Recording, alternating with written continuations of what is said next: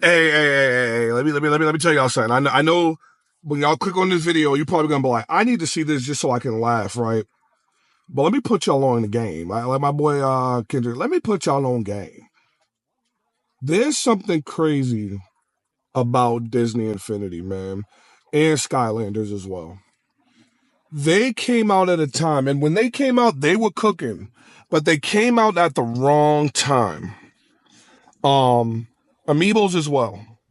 They came out when people were still really into the gaming phase and didn't want to accept things like VR and didn't want to accept things like toys that you could put into a game and these type of things. But I'm going to tell y'all something.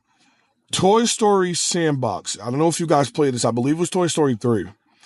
Toy Story had a sandbox mode that was so incredible that it inspired an entire game like Disney Infinity. I'm going to tell y'all something right now. Disney Infinity was so great. The problem was that people weren't trying to embrace it yet. And then it didn't help when things like Lego said, we're going to join and do Lego Dimensions and come out and do our own thing. Now, Lego Dimensions was another great one. But they weren't ready yet. Disney Infinity 2.0 started something. Disney Infinity, then 2.0, then 3.0. The fact that you can get Disney characters, put them on that little pad, they went in the game and opened up other areas of a world that allowed you to freely customize and mod and do all these things in the world was so incredible. And that's when 360 and PS3 was, doing this thing. Wii U was doing this thing. But in an era now where people are into collecting big time, they need to bring Disney Infinity back. Not only do they need to bring Disney Infinity back, I don't know if Skylanders will work because people aren't familiar with Spiral like that. And then Skylanders messed themselves up because they started adding the fusions and stuff, which I didn't mind it, but it just got a little bit out of hand. It just got too much. But man, I promise y'all, Disney Infinity now, I'm going to do all three of these. I'm going to go through possibilities for Legos, Disney, and Amiibo. For Disney, you guys own everything. At that time, they just was getting Marvel and just getting Star Wars. You own everything, you guys. Like, Disney owns everything. If you do Disney Infinity again, don't do 4.0, just Disney Infinity, the remake. You add the online, make the online better. Make it where if I have a Jack Sparrow figure and my friend has a Monsters Inc. figure, my other friend has a Simba figure, whatever. Add some Kingdom Hearts characters in there too. If you do that and you allow us to put them on and go into a world where we can race each other on carts, like 8-player online, race each other on cart, and add the open world like Roblox in these games got, you can put your favorite character in there, customize them in the game. So even though the amiibo may look regular, you can customize their skins in the game. You can earn awards unlocked for them. And when you put them on, they got different armor sets, different things they can do. You can race. You can do an arena. You can do a shooting the game, just like what Roblox does, but with Disney characters. It's a wrap, you guys. I promise y'all, Disney can literally take over the universe if they did this. Well, all the rights they own now and all the things they have, they would take over I promise y'all, they would take over if they did something like that. There's so much potential. Jumping worlds, and every time you get a character, I would do this. I would say there's a big base world, a big open world that's fun. It has a lot of different inspirations from each world. There's gates on each world that you can get into. Skylanders kind of did this. But if you get a map pad, where you actually sell a map. So think if they showed Elsa's Castle.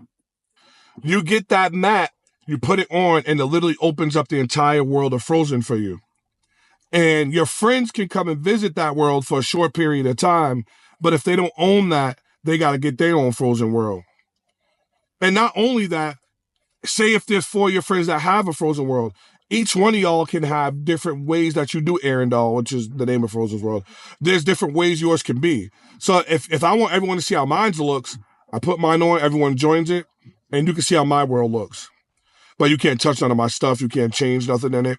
You can't do none of that. But now if we have two of the same worlds, then it allows you to do some customization in my world if I open it up to you to do some mods and add certain things to it. I'm telling you guys, in the world we're in now, Disney Infinity's needed. Jumping worlds, playing mini games together, have like a little Mario Party mode. They're just dope things that are creative like that. I'm telling, like, hire me, Disney, and watch what I do to a Disney Infinity game in this era. Having other characters from across different timelines, kart racing. They got Speedstorm already, right? Disney Speedstorm. So imagine if you can put your character on it and your character goes into it, depending. Well, you ain't got to earn points to get it. Then Disney still makes the money because people have to buy the characters that they would have to grind for anyway, which they would have to pay around the same price to get those characters. Now, Disney, you got a whole bunch of different entryways on getting your characters in. Because I can get an amiibo and put them in Disney Speedstorm. All you got to do is add stats to them. That's not hard, Disney. Add stats to every character. You'll have over 300 characters plus. They'll make so much money. And guess what? It's the time where Christmas and all these things coming up. It's too early right now because you would have to announce this in advance. But like next year, announce it. It'll be out by holidays. You have certain sets of collections. Make it fun for people to collect them. There's exclusive ones. There's golden version ones. There's rainbow, diamond, like all that. And they did stuff like this too when Disney Infinity was out. But the era now, I'm telling you guys, it's different. Kids are in love with Disney right now. Kids are really in that phase, and kids will love to get on. And it keeps kids innocent. Well, it doesn't have to just be Fortnite and shooters. And speaking of Fortnite, Fortnite has a piece of Disney now. So if you had these characters and you can buy the character and put them in the game. Once again, you got a Disney character. Like, there's so much Disney can do. What Lego can do now. The problem was they only stuck to their universe at that time of like the movies. That was their big base at the time, and building the portal. And they tried something, but it didn't quite, work out crazy. It was okay. But what Lego could do is open its world to everything, where you could create anything on that platform and put it in anything Lego related. How does that work? You still have your open world sandbox mode, but now, for instance, they got these Mario sets that are dropping. They got these Zelda sets that are dropping where you can do Link and all these different Lego sets that are out now. And there's a billion of them. They even have like the Infinity Gauntlet, little things like that.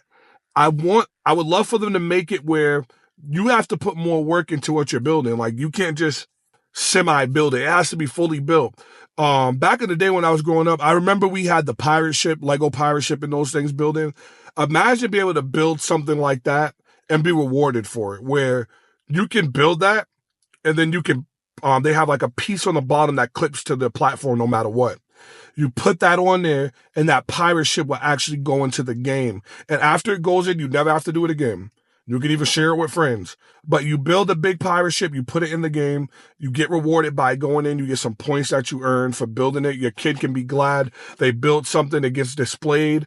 Other people around the world can see it. I know they got apps for it, but doing it in a gaming world where you build it, you put it on the platform, it goes in, and then that pirate ship, say you play with other friends online, in these Lego games, your pirate ship can be used for your friends. You guys can actually use that to get around this open world. Now, what happens if people don't have a pirate ship in the open world? Easy. You either buy it and build it, or you build something else. You can build a little hovercraft. You can build a Batmobile, whatever vehicle, whatever you get around the open world in that. And a great example is Lego 2K Drive.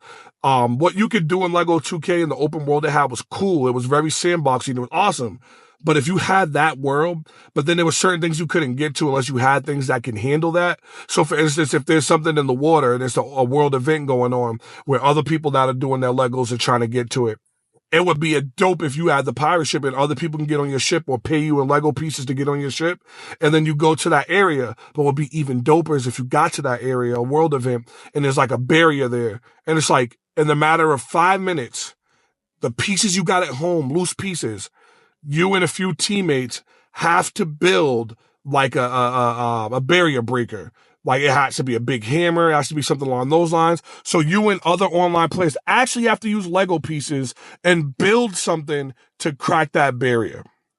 Then when you get in, you can get like the gold treasure. And there'll be other players around the world that are looking and they're like, oh, we want to go in too, but only where you are and where your boat takes place. So first off, you would need a boat just to get there, or a helicopter or a jet ski, something that can get there. But the more players you have, the better. So if you got something like a pirate ship, you can have like 20 on it. You guys could work together and have a better chance at doing it. Now you might say, well, what if someone's on the boat and they can just get it for free? No. It would take participation from everybody. So while you're doing that, you can have like skeletons attacking the boat, Lego skeletons attacking, and the other teammates have to build little cannons and be blasting these skeletons off. And when they break in the game, you have to build it up again. Like I'm telling you, like, oh my gosh, Lego needs to hire me. There's so much Lego can do, and y'all can even do on Nintendo exclusives.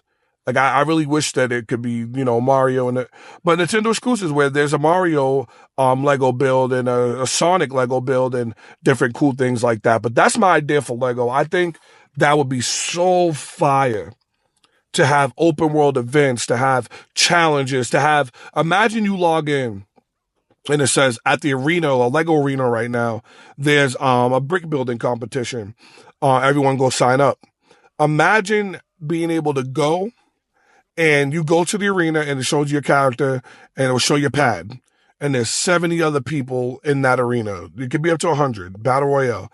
And it will say, who can make the best giraffe? And then it says 3, 2, 1, go. You got 5 minutes to build a giraffe. Whoever makes the best one, you get some gold bricks. Whoever loses, you're eliminated. So a Battle Royale that's based off your actual skill with your hand. Your actual skill in your building.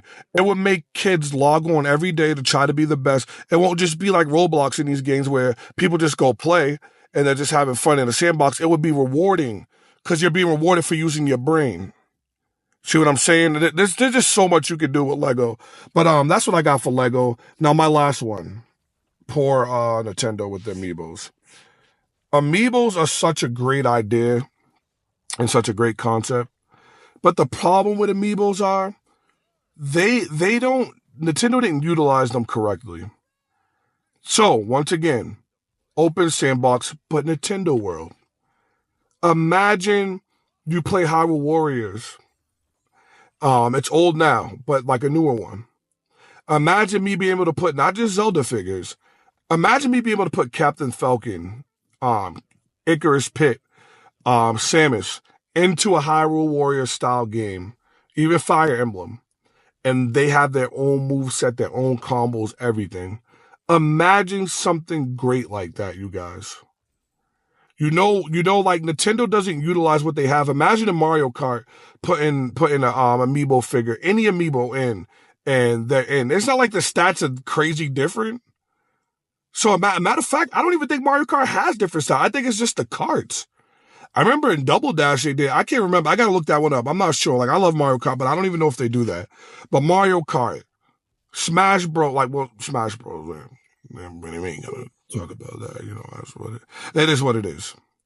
But imagine Nintendo did something where their amiibos can interact with each type of game. You're playing Kirby in one of his new games, and you say, you know what? I don't want to use Kirby. I want to use Toon Link. I want to use Captain Falcon. I want to use Donkey Kong. It would be so dope. And that's all I got for Nintendo. If Nintendo just used their characters and Nintendo just crossed over characters and put them in these worlds and let them jump into each other's games, it'd be a wrap. That's all I got to say for Nintendo. Because they already have the formula in the base. And before I go, there's one thing I want to say. That new Funko Pop game, they're dropping the ball with that because it looks good. But if they allowed your Funko Pops to be scanned through phone and put into the game, have a good day, you guys. It's your boy Acezero. Peace. Yo, is that multiple Team Zero members in one video? Why hasn't this happened a lot sooner? Honestly, don't even ask me. I really don't know. In case you guys don't know me, hey, my name's Hawkzero. Nice to meet you. Nice to meet you. I just wanted to start off this video by saying, bro, I agree with like literally every single point that Acezero made. Like, imagine a Lego Dimension game where you could just build your own things and then you could put it into like a little portal that connects to a main piece. I was like, when I was hearing that, I was like, That is absolutely brilliant. And you know what I think would be so amazing if we brought these games back with toys and then you put them on a portal and then they go into an actual world, a world where you can interact with those characters. It just sounds so good right now because it seems like when it comes to the gaming market, a lot of the times we surround ourselves with these very overly competitive shooter games. It feels like that's really what we're focused on right now. So I think as gamers, that would be a very good step back from competitive, not necessarily like regressing, but I think it's actually really good because I think the gaming market now needs more variety more than ever because we've been seeing so much of these live service and just the same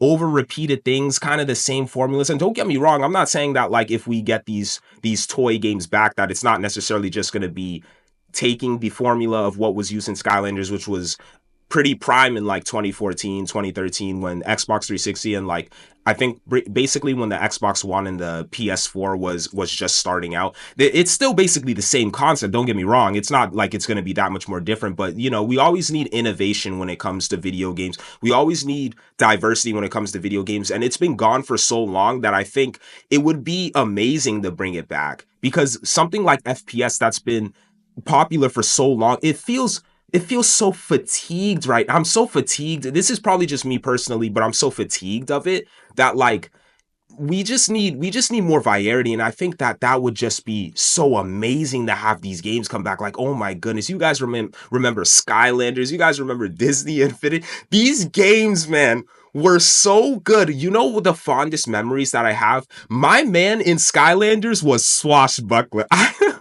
I love this guy so much. Me and Seal2Zero, I would always run Swashbuckler. I think he was like the default water Skylander, if I remember. And then I forgot the other character's name, but he like threw bombs and whatnot. Blastertron or something like that. I really don't remember their names, but he was like the default fire element of the Skylanders. Hey guys, editor Hawkzero here. I just felt a need to correct my mistakes. So it's not actually called Blastertron. He's actually called Blast Zone. He's the one who goes Blast and Furious. Fast and Furious! I like the little head shake he does. Yeah, I want to see that again. Fast and Furious! Thank you. Okay, back to the video. And man, just the memories of playing these characters. And I remember in Disney Infinity, I think it was 2.0. That, in my opinion, 2.0 was the best one. All right, 2.0, like just, I swear it can't be beaten. I just remember constantly, me and Seal2Zero back in the day, we would just always be racing on Disney Infinity. I'd always, every single day, challenge Seal2Zero to race in Disney Infinity, and it was so fun because I always made my custom track. There was one track I made that was just so good, and I raced them on that same track every time, and it never got old, and the variety of different vehicles was just amazing. I remember in Disney Infinity, I always used Wonder Woman. I don't know why. Or no, not Wonder Woman. It wasn't Wonder Woman. It was hold on. I gotta look up this character's name. I keep forgetting her name. No, it was Black Widow. That's who it was. I always ran Black Widow when it came to me racing on Disney Infinity. The racing was just so fun. I also just have fond memories of messing around in the sandbox area where they also had like Star Wars characters, right? And you can like fly around in like the starships and whatnot. I just remember that. I don't remember this too fondly, but it's still like kind of ingrained in my memory where we were flying around in like the little starships or whatever, and we were just always constantly shooting each other and constantly trying to like blow up each other's starships and whatnot. And we also did a certain thing where it's like we were kind of role playing, right? And I think that's what brought so much beauty to these games, is like the ability to kind of like create and make the world your very own. I think sandbox experiences just do such a good job when it comes to making you use your creativity to elevate the experience of the entire game, because it basically becomes whatever you want it to be, right? And I'm going to use Minecraft as an example because I consider Disney Infinity to be like a sandbox experience. I'm pretty sure it is a sandbox experience, right? Because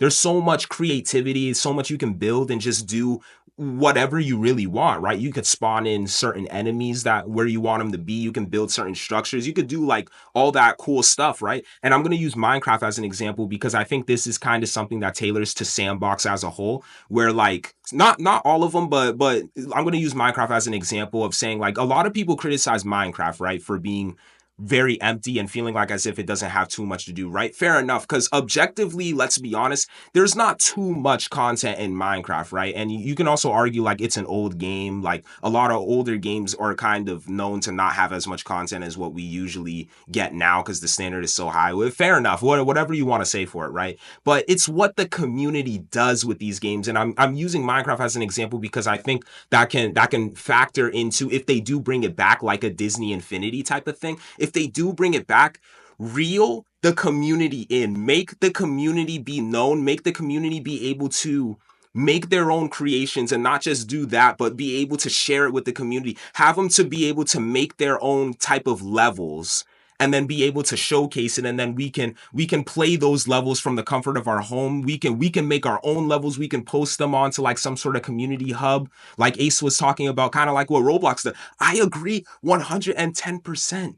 We need to bring these things back because it's just so amazing, man. Like these, I just want to step away from what we're doing now when it comes to the gaming community. Like it's like we're all just trying to find what it is that works for us. And I think when we have as much diversity and as much uniqueness in terms of the genres of games and the different types of games, eventually we're going to find that. And I think that it just works. I feel like it would just work so well with nowadays. I do need to say this though. I have a feeling that if they do bring back these toys, here's a big reason why I think it might backfire and it might fail. I don't want it to fail, but I feel like I have to point this out because I think it's very important. So you guys know how I was mentioning about how fatigued we seem to be as gamers when it comes to a lot of these skins and buying of the skins and cosmetics and all that stuff. And I feel like if they were to sell these toys like they did back in the day, it kind of gives that same vibe of like, oh yeah, we need to go out and we need to buy these in like a physical store. So it might even be more inconvenient because then you have to go to a physical Target or a Walmart in order to buy these toys. So my suggestion is they can continue to do what they did like back when Skylanders was big, back when Disney Infinity was big and all that stuff when they sold the figurines, but they make the price very, very, very chill on our part. So, right. So it's like, say at the very least, they make these figurines cost like $2 at the very least, right? And it's like when you're going on a shopping spree for those figurines, you can feel really good as a shopper knowing that you got so many figurines for not that bad of a price. Cause it's like, okay, so $2, I spent $2 for a Mickey and I also got $2 extra. So that's a total of $4. And I also got a Mr. Incredible. And then let's also get like, I don't know, say a Minecraft Steve. I'm just throwing out ideas there. I also got a Minecraft Steve. So it's like I got 3 figurines, 3 different unique characters with their own upgrades and abilities, kind of like how Skylanders does, right? Who can interact in their own environments, in their own, and have their own strengths and their own weaknesses. And I only paid $6, but it's like, you have everyone playing this game. And since the prices are so low, they're going to be more likely to be sold. They're going to sell more units. So they're still going to make a good amount of money for it. So you know what I mean? I think people are also very fatigued with the buying of skins and all that stuff. So that I think might be a reason that a lot of people will be a little deterred from these toys coming back because it still has that same type of vibe. But I think if they make the price very reasonable, like I said, at the very most, I feel it should be probably $4.99. At the very most, they should make it $4.99 because I don't think it's going to be worth it if they make you pay like $8 for one figurine, or are you paying like $10 for a whole figurine, because that means if you're getting like say 10 figurines, then you're going to be paying pretty much $100, and that doesn't feel as good knowing like $100 is kind of absurd, you know what I mean? But that's just a hypothetical if they were to do that. So I think the price definitely matters towards if people are really going to even give this a try, because we're just so fed up as gamers to see like a lot of the content being cosmetics and, oh, you need to go buy this, you need to pull out your wallet to buy that. So definitely be careful with how much it's going to cost too. I think that's going to be very important. Remember when Skylanders did the thing where depending on the element of your Skylander, you're stronger in that region and or area? Skylanders of the water element are stronger in this zone. I think they need to continue doing mechanics like that, where it really incentivizes you to go out and buy a certain type of figurine. It makes it more experimental for the player and just makes you want to find out what they're capable of, what their weaknesses are. And you know what would also be cool? If they get some type of co-op special ability to be able to link together two different figurines that can do like their own specials, and you can replace them, get a different figurine, and it does like an entirely different special. I think they can do so much with this. It's not even funny. I know I'm using a lot of elemental references because I'm using Skylanders as a reference, but they obviously don't have to always be elemental based. They could just kind of work like Disney Infinity, where they have their own strengths and weaknesses. Some may use melee, some may use swords, some may use guns. It really just depends on the character, of course. But you guys remember in Skylanders when you defeated and captured a boss where you can trap them and then you can hear them go into the portal, that the physical portal that comes with the game, and you can hear them talk inside of the portal, like their voice would be picked up through the portal. That was just the coolest thing in my opinion. And every word they said, the LEDs went off. Do you guys remember what I'm talking about here? Ooh. Oh, stay back, swirly thing! Hey, my trident! I just wanted to drink soda!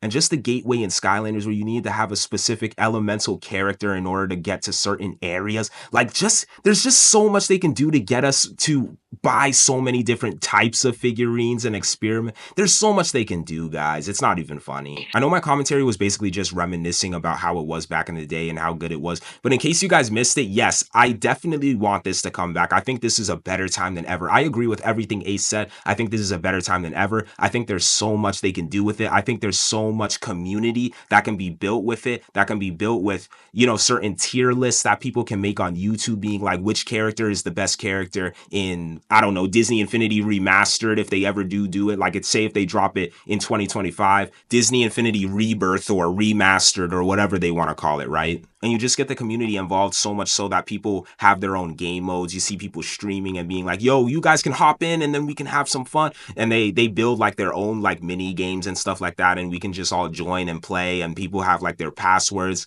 that they can give in order to get people onto their game. I think there's just so much that they can do. It just needs to happen. I really do believe it needs to happen again. All right, guys. So that's going to be it for me. I pretty much said everything that I need to say. So, all right, goodbye then. Wait. Before I actually go, there's something I wanted to point out. So when I was watching Skylanders gameplay to kind of refresh my mind in terms of how the game looked and how it played and whatnot, this character specifically, right? When I heard his voice, it seems pretty obvious, but he sounds like the dude who plays Sonic in the Sonic Boom Cartoon Network series. Like, hear it for yourself. I don't think it's just me. Wow, thanks, Skylander. Here's a little something to keep your, head warm on your way to Woodboro. When you live here, it makes me feel angry. Because you're a horrible roommate and nobody in this house likes you. Guys, I literally just looked it up and I was completely right. Look, the same exact voice actors. So look here, it says Skylanders Swap Force. This is basically all the voice actors that were involved in the game. Look, Roger Craig Smith, right? Okay, so this is Skylanders. This is the guy, right, who plays Sonic, and I'll prove it right now. So look.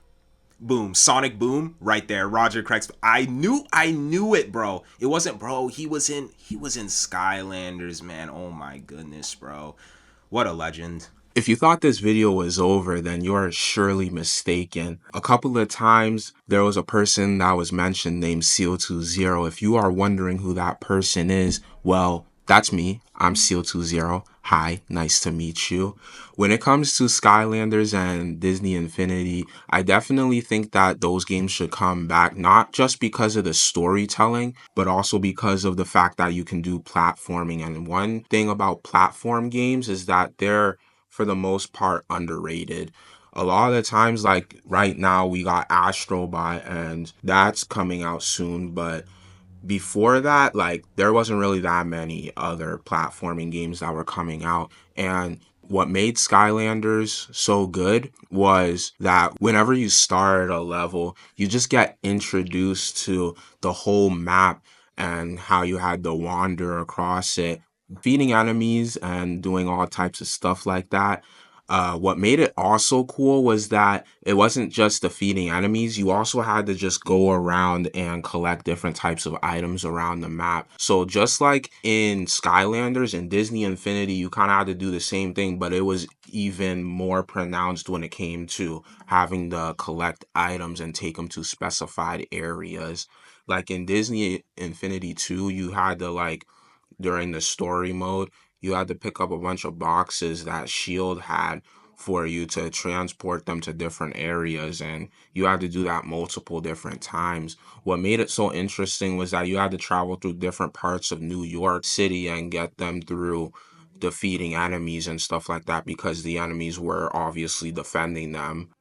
On top of the little side objectives that you had to do in the game, there was an overarching story. And one of the things that was most disappointing about games like specifically Disney Infinity was that when you get introduced to the story, you're so hooked into the story and then it kind of just ends just like that, and then you're kind of left on a cliffhanger.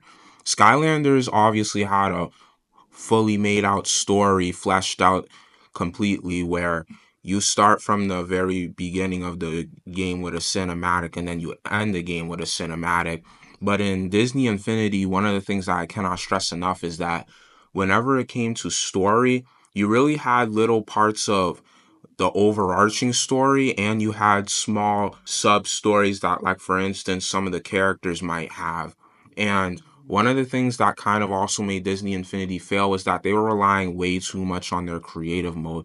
Creative mode is amazing, but when you can't like use it to have other people join in and play it, and it's really only limited to you using it, it kind of defeats the whole purpose of the creative mode entirely. So what the solution is to make Disney Infinity's story mode and creative mode better is to just make it open to the public. Like, it would be cool if other people made maps and people played them similar to that of Roblox and what Fortnite is currently doing. If all that came out this year, or even around the same time that Fortnite did it, maybe not exactly when Fortnite did it, but slightly after Fortnite did it, then it probably would have popped off a lot more than when it did come out, because those games came out back in 2012 and 2015 within that timeline.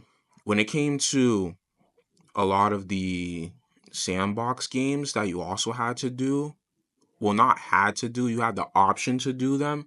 What made them cool was that you were able to really just build anything. Like, we built racetracks, we built like little story modes that we had to role play in. It was just extremely fun to do, and the fact that you were able to really just interact with the map in your own type of way and make it your own story, it's just so interactive that you were able to do so much in such a limited sandbox game. Because don't get it wrong, like, when it came to sandbox games, Disney Infinity and what's the game? Lego Dimensions, they didn't have too much that you got to do in it, but regardless, you were still able to build a decent amount. And one thing that I think that was good to add to the game was to, like I said, make it open to the public so that other people can play each other's maps. On top of that, if you actually like finish the story, because Disney Infinity, I loved playing the Marvel story, but please finish it. Like, I just wanted to see an ending where I defeated a big bad guy or something, because ending it on, well, go on creative now, was kind of crazy. I can't cap. Like, as a story person myself, it would have been beautiful if you could just like finish the story, because leaving a person on a cliffhanger is one of the worst things you could ever do to a person that's very story invested. The same thing goes for the subcategories when it came to story, like for the separate characters and stuff like that. Also, when it comes to games like Lego Dimensions, it would have been cool if you could take, like, for instance, a specified Lego piece where you can scan the code, because these Lego pieces, if you ever played with a Lego when you were younger, you would have these Lego pieces in a box, and the box itself has a code. So these codes basically are a representation of the specified toy that you bought. So if you could use those codes and place them in the game, you don't even have to build the vehicle or the toy itself, because the code is already there for you to scan it. That would just make it so much more interactive in its own way. And that would also encourage people that have Lego pieces themselves to kind of build their own maps, because you see on YouTube where a lot of people will be creating different types of Lego cinematics and stuff like that. Like, you see all that, and I feel like Lego doesn't take advantage of that. Like, if you were just able to tap into that category of players and overall like help that consumer base work on your game, then like that would just make the game 1,000 times better. And on top of it, like, you're doing little to no work. You're really just letting your players do all the work. So it's just really just making more money for Lego at the end of the day. When it comes to making the maps, I think there should probably be more openness, or I should probably say more limited factors to it. Because when you were playing in Disney Infinity specifically, then both you and your teammate, whoever really just came with you into the game, could build in the map. The problem with that is that if the game ever gets too big, then there will be people like griefers who will just straight up destroy the map, possible modders, hackers, stuff like that, that can just ruin the game entirely.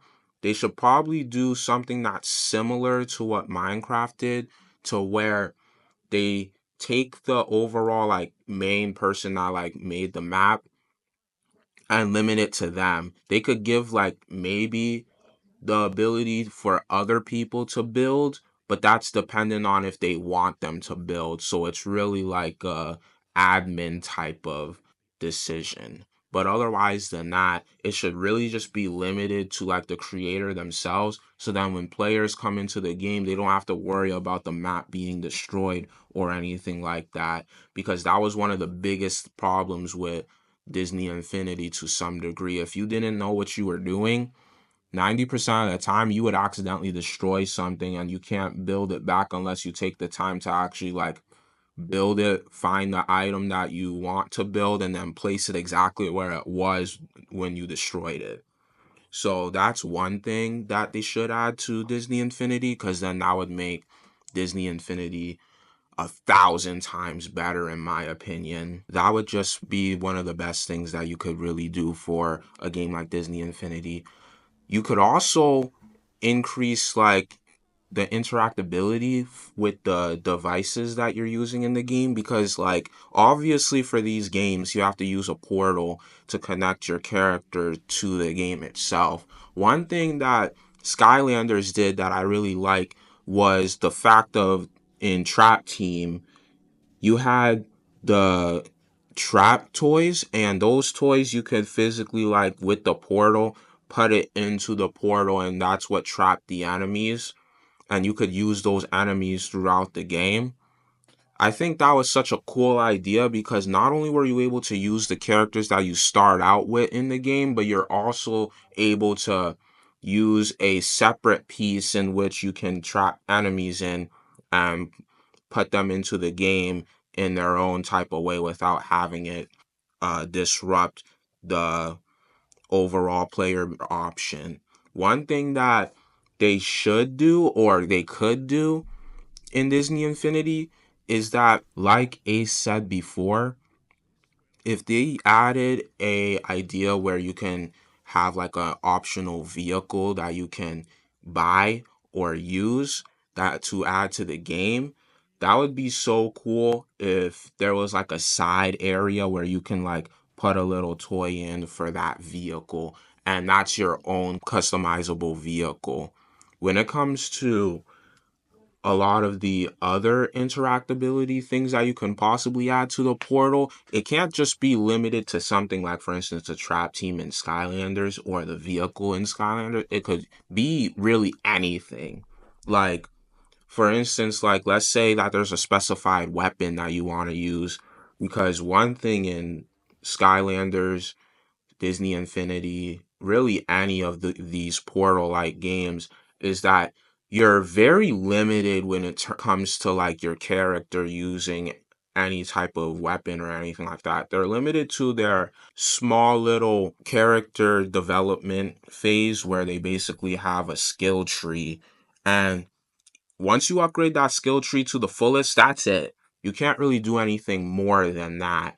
You can maybe pick up an item or two from like enemies, but like besides that, you can't really do too much. And one thing that would be cool, you can put down a weapon. Instead of a vehicle, you put in the item, boom, now you got a weapon instead. That would just be cool to have in general. Like, it can't just be limited to just like a weapon, a trap. It could really be anything, and that would also bring a lot more to the table in terms of like playing with the portal as a whole. Because, like, let's be honest, if it was just limited to characters, by the time that the game comes out, you would at most maybe want only one character, or maybe you would already bought all of the characters and then you don't really have anything else to buy. But if they had things like vehicles, well, you could really make an infinite amount of vehicles if you wanted to. You could make an infinite amount of weapons if you wanted to. And not only that, but you could possibly put them together if you wanted to. So that would also make it cool in general to just add, if you were to add either a vehicle, a weapon, both, more than that. Overall, like, that would just make the game 1,000 times better, 10,000 times better, 1,000,000 times better. Putting the creative mode aside, if we were just relying on creative mode just like in the older version of the game, then it would probably flop the same way that it did previously. Another thing that I would like for the game to possibly add is make it so that like you're going to continue making additional story, because when I said before that you should finish the story in Disney Infinity, it shouldn't just be finishing the story. It should also be possibly creating a new story, adding more story, possibly even making a prequel if possible.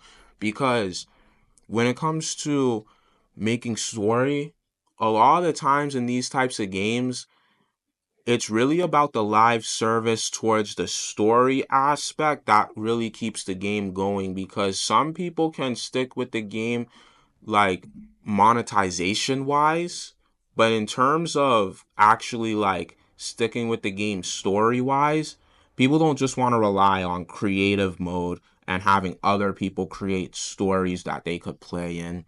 It would also be amazing if Disney themselves decided to continue making their own stories that are additionally added to the game, and that would overall make it a lot better, because then you wouldn't just have to rely on creative. You could also, for the story go-getters, they would wait for the next storyline and play that, because you have Marvel, you have Star Wars, you have all these different types of IPs that you could add to the game, and there's a lot more. Like, you see all the characters that are in Disney Infinity, you have Toy Story there. There's like 1,000 different types of stories that you can add to the game, and it would be interesting if they had their own separate type of storyline besides like the movies or the video games or anything like that. Because, like, just so everyone knows, all these other characters in Disney Infinity have their own story and video games. So if they had their own separate ones that either connected to those video games or story in their own type of way, or is just completely separate but is explained how that fits into the story in some type of way, then it would overall be fire to me. Because then after that, like, you kind of have its own story that is linked to everything else in its own type of way. Kind of like how Kingdom of Hearts does their storylines. Like, if you could do that, then that would not only have people staying on creative longer, but that would also bring people that just love story for games in general to come to your game and possibly even stay to play the creative. And yeah, that's really all I had to say. It was kind of shorter than I wanted it to be, but I got all my points across, and I'm happy with that. Seal2Zero out.